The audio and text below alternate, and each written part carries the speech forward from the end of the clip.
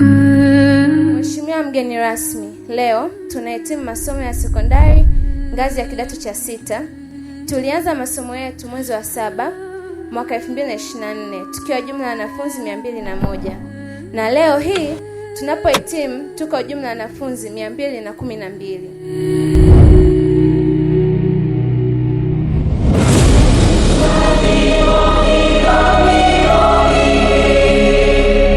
Ewe Mwenyezi Mungu mtukufu, muumba mbingu na ardhi, leo tupo hapa kwa ajili ya kuwaombea vijana wetu ambao wanamaliza kidato cha 6 na wanatarajia kuingia katika mtihani. Tunakuomba Mwenyezi Mungu uwateremshie baraka.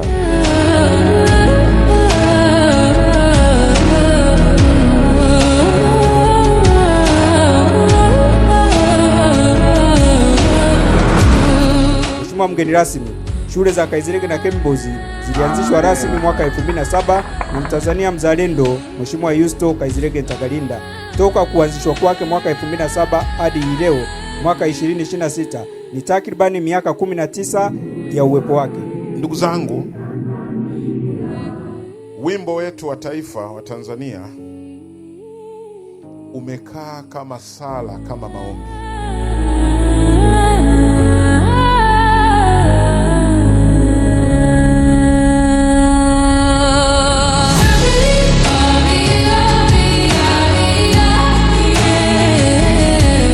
Kaizirege pia anasaidia sana uchumi wa mkoa wetu na wilaya yetu hii ya Bukoba, kwa sababu inapokuwa shughuli ya Kaizirege hapa mjini kule ndio kumekucha sana. Niungane na wengine wote waliopongeza juhudi